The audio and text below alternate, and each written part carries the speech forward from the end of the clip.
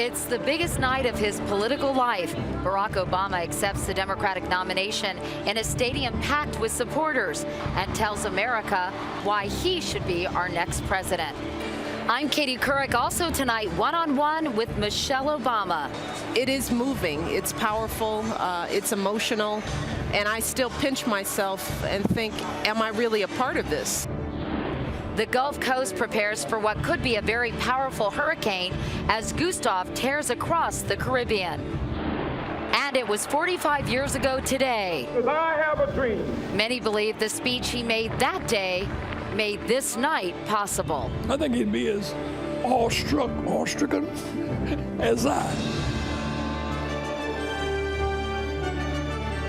This is the CBS Evening News with Katie Couric reporting tonight from the Democratic National Convention in Denver. Good evening, everyone. Well, same convention, new location. We are outside tonight. The Democrats have moved from the Pepsi Center to Invesco Field. This is where the Denver Broncos play, and Barack Obama is coming here to accept the Democratic nomination for President of the United States. They've put up a stage at about the 50-yard line, visitor side, and the senator will stand in front of classic Greek columns that suggest the majestic buildings of our nation's capital and great orators from ancient times. Supporters have been streaming into the stadium all day long, tens of thousands of them. Just keep moving. Security was tight and lines were long as Invesco Field opened its doors early in the afternoon to some 80,000 people who came to witness history. It's Obama territory! Tickets for the standing room only event were given away online and snapped up in about a day. Scalpers were reportedly selling them for $1,000 each. By moving to Invesco, organizers hope to make a symbolic link to another candidate who accepted the Democratic nomination outside the convention hall. John F. Kennedy gave his New Frontier speech at the LA Coliseum in 1960. And we stand today on the edge of a new frontier. The goal of the Obama campaign is to open this event to more than the party faithful. The risk that tonight's speech plays as more spectacle than substance. And that is exactly the line of attack the Republicans are using in criticizing the choice of this stadium for the acceptance speech, saying it plays into Senator Obama's celebrity image. As for what the senator will say tonight, Dean Reynolds has the very latest on that. Hi, Dean. Hi, Katie. Well, no surprise here tonight. Barack Obama will speak of the need for change. He will lay out the stark choices facing the electorate, and he will paint a sobering picture of what 4 more years of Republican rule could mean for the nation. Gearing up for the latest speech of his life, Barack Obama paused to visit his state delegation today. I have a speech tonight. I wanted to practice it out on you guys. With a jam-packed stadium full of adoring fans awaiting him, Obama felt the need to explain the rock star scale. We want to open up this convention to make sure that everybody who wants to come can join in the party and join in the effort to take America back. Invesco Field, home of the Broncos, and rented for more than $5 million for the day, has itself become something of a political football. Republicans suggested the proper attire to go along with the decor ought to be togas. You're going to see Obama come down from Olympus to be among us mere mortals. On the early show, an Obama lieutenant brushed off the pot shots. Well, it looks a lot like the backdrop President Bush had in 2004. It's a neutral backdrop. Still, the McCain campaign has been playing head games with their rival all week. Iran. Releasing new ads attacking his preparedness and holding in-your-face news conferences every day right here in Denver. But in a just-released commercial directed to Obama personally, Senator McCain is breaking sharply from that partisan tone, at least for this night. So I wanted to stop and say, congratulations. How perfect that your nomination would come on this historic day. Tomorrow we'll be back at it, but tonight, Senator, a job well done. McCain may be sounding. His campaign clearly hopes that news of his vice presidential pick, which could leak out at any moment, will steal the headlines from Barack Obama on his big night. Katie? Dean Reynolds. Dean, thank you. Bob Schieffer is our chief Washington correspondent and anchor of Face the Nation. Jeff Greenfield, our senior political correspondent. So, gentlemen, what does Barack Obama need to do here tonight? I think the first thing he has to do, Katie, is let people know out in the country that he gets it, that he shares their values, he understands the problems that they're going through. That, yes, he did go to Harvard and all of that, but he might have had a hard time getting there, and he knows the problems that they're facing. If he can do that, I think it'll be good. Little Joe Biden tonight in that speech, you think, Jeff? You know, I really think that the effort here is going to be to take all of the strands of what Obama has been saying and weave it into a patriotic appeal, to say that what's happened for the last 8 years has been unfair and in some way un-American, and that it's not that Americans have to see him, he has to see them and articulate that. There's been a lot of speculation today, gentlemen, that John McCain has made his choice for vice president, that it will be Tim Pawlenty, the governor, two-term governor of Minnesota, GOP governor in a very blue state, at least for now. What does he bring to the ticket? Well, the first thing he does is he does no harm. He is the safe pick. In his heart of hearts, I think that McCain would have loved to have had Joe Lieberman, but that would just have caused a revolt on the right side of the Republican Party. So I think he may settle on the safe choice. If it's Pawlenty, it'll be the safe pick. What about you, Jeff? Well, the one thing that hasn't happened in decades is it actually puts a state into play. Minnesota has been very narrowly blue for the last two elections, Gore and Kerry. Second-term governor of Minnesota may marginally help, and a couple of points could switch that state into the McCain column. That's a big difference in the total outcome. All right. Well, Dan Bartlett is a former communications director for President Bush. He's now a CBS News consultant. I guess you're the perfect person to ask about this, Dan. He's 47 years old. He's an evangelical Christian. His dad was a truck driver. Right there, those are three things that bring a positive thing to John McCain's campaign, right? That's exactly right. If he is the pick, the first thing I detect from this pick, though, is compatibility. These two gentlemen have gotten to know each other very well over the last 18 months to 2 years. They hit it off right out of the bat. They like each other. But very important point there, Katie, in the economic uncertainty that the country is facing right now, Tim Pawlenty has shown an ability to outreach and authentically talk to blue-collar workers. That's the type of economic populism that Republicans need. This governor, 6 years in office, can bring that to the table. I think it would be a smart pick. All right, Dan Bartlett. Dan, thank you so much. Back to you, Jeff and Bob. You know, let's do a quick status report. We all sat down and talked about what needed to be accomplished at this convention, and we came up with they needed to unify the party, give real solutions to real problems, and make Barack Obama seem like a real person, define McCain as Bush, and assure readiness to be commander-in-chief. Have they done those? Party unity, yes. Real solutions yet to happen. Barack Obama defined himself. That's the business tonight. I think the one on McCain also needs a lot more work. They're halfway there, but they haven't yet explained. All they're saying about McCain is he's more of the same, and I don't think that's going to be enough to dissuade people. What about readiness as commander-in-chief? Well, Bill Clinton went to some length last night to say that he believes Barack Obama is ready. He said the R word 3 times, yes, right? Yes, he did.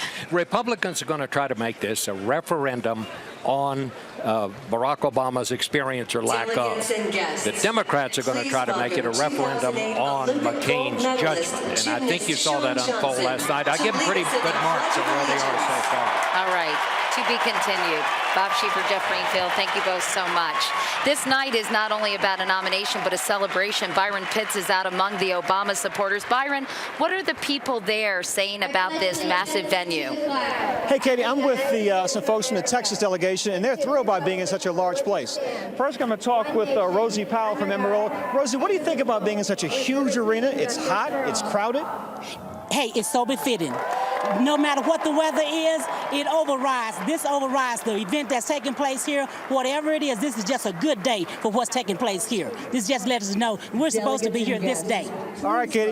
You can see in her smile, these folks are excited. Back to you. All right, Byron Pitts. Byron, thank you so much. And coming up next, she could be America's next First Lady, Michelle Obama, in a moment. Welcome back to Denver. Michelle Obama's big night here was Monday, the start of the convention, but tonight it's all about her husband. This afternoon, I asked her what this moment means to her personally. I've done 2 speeches, 2 or 3 today, and I've talked about this historic day, the 45th anniversary of Dr. King speaking at the Lincoln Memorial with his I Have a Dream speech. I mean, how amazing that these things are happening on the same night.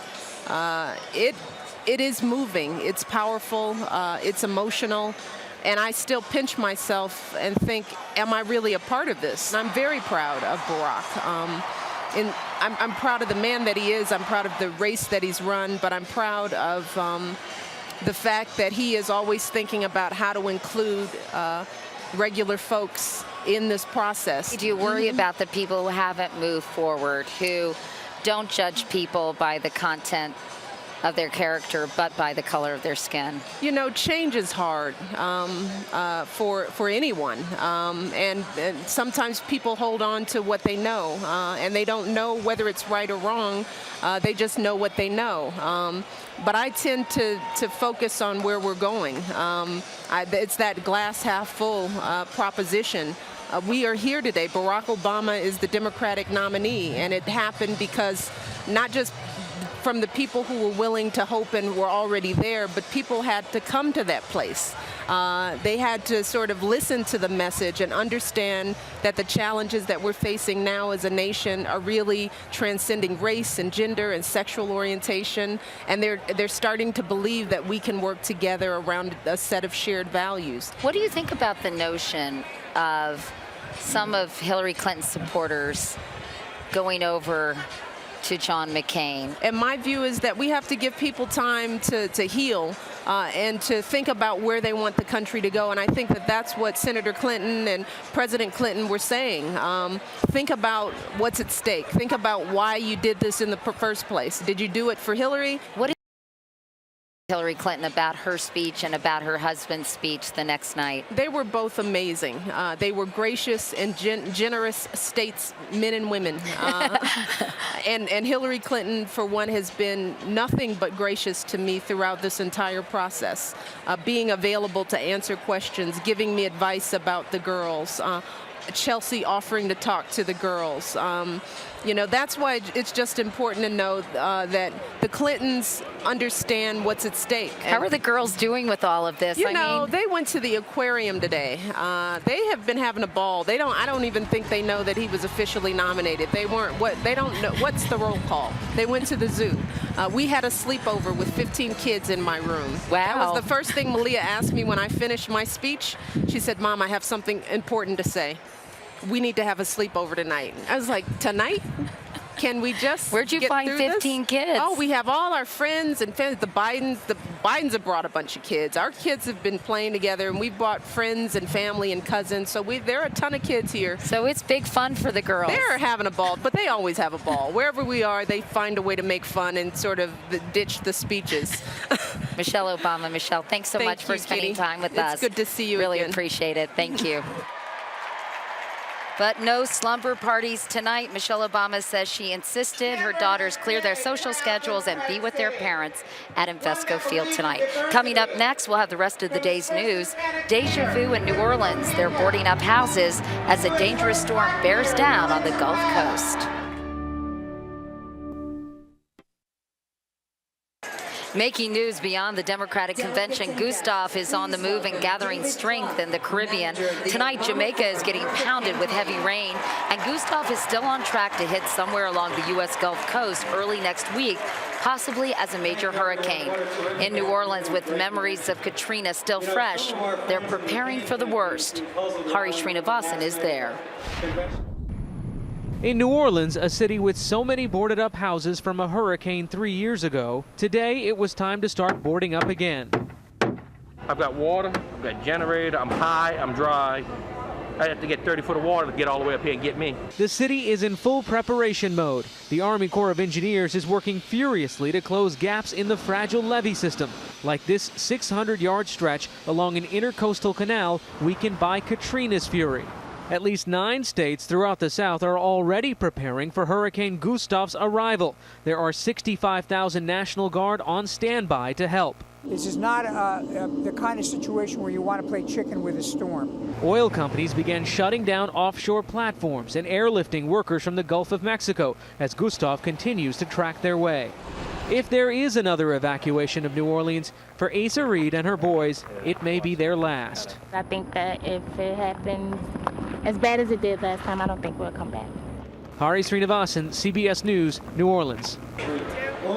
Tensions between Washington and Moscow, already strained by the invasion of Georgia, were ratcheted up today when the Russians test-fired a long-range missile with a new warhead. They have hundreds of these missiles and claim they can get through missile defense systems like the one the U.S. plans to build in Poland. Moscow views that system as a serious threat and has hinted it might take military action if it's deployed. Coming up next, his dream turns 45. Is it closer to being realized? And we're back now from the Democratic National Convention along with our senior political correspondent, Jeff Greenfield. Jeff, it's an obvious question, but we haven't talked about it all week. Why are we in Denver? Simple electoral math. Colorado is one of 8 interior western states with 44 electoral votes. Last time John Kerry didn't get one of them. The states have been turning purple. They've got 5 Democratic governors, and the Democrats think that if they can get 4 states where Barack Obama is now competitive, it's almost over. If they can get 2 of those states, it drastically reduces the Republican margin. The Republicans are winning this 44-0. They win it 31-10. That's like winning Ohio. And that's why the Republicans will be in St. Paul. They almost captured Minnesota twice in 2004. Same deal. If they can get Minnesota away from the Democrats, big deal. All right. Jeff Greenfield. Jeff, thank you.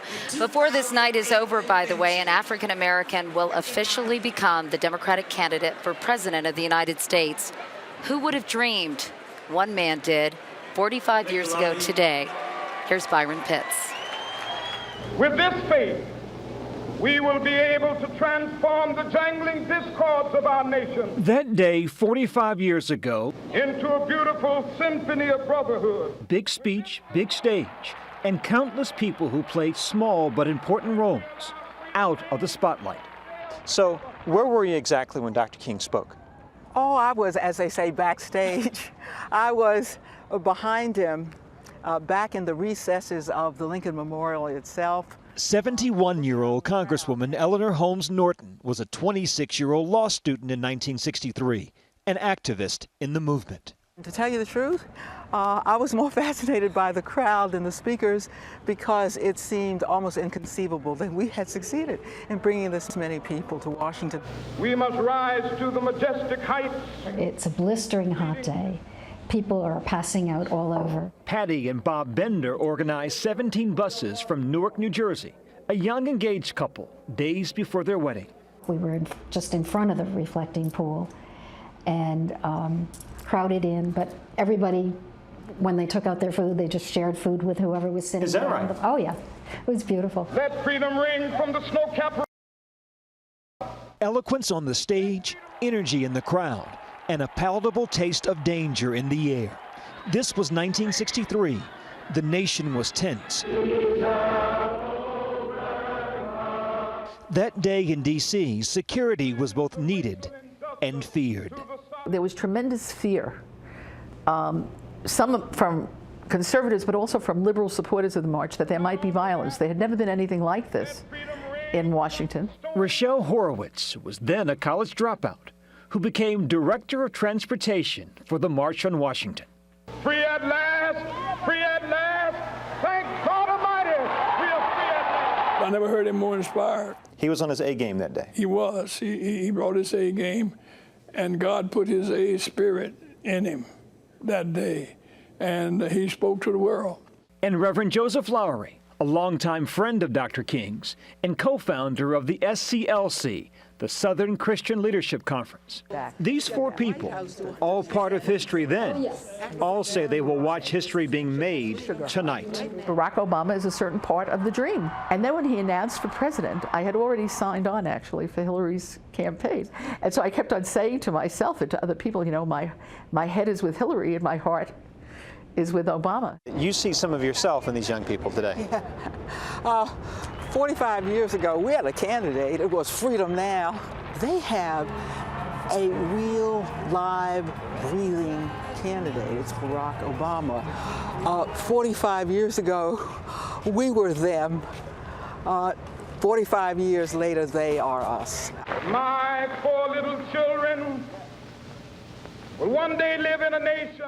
What would your friend, Dr. King, say about this moment? I think he'd be as awestricken as I. He'd be pleased that we moved one place he called us to go, to judge our children by the content of their character and not the color of their skin. I have a dream today. Byron Pitts, CBS News.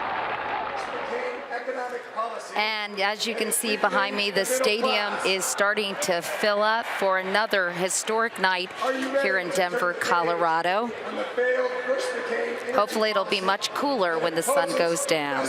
And there's the stage. And that is the CBS Evening News. I'll be back at 10 Eastern, 7 Pacific with our live coverage of Barack Obama's acceptance speech. After that, our live webcast on cbsnews.com/conventions and cnet.com, our new digital partner.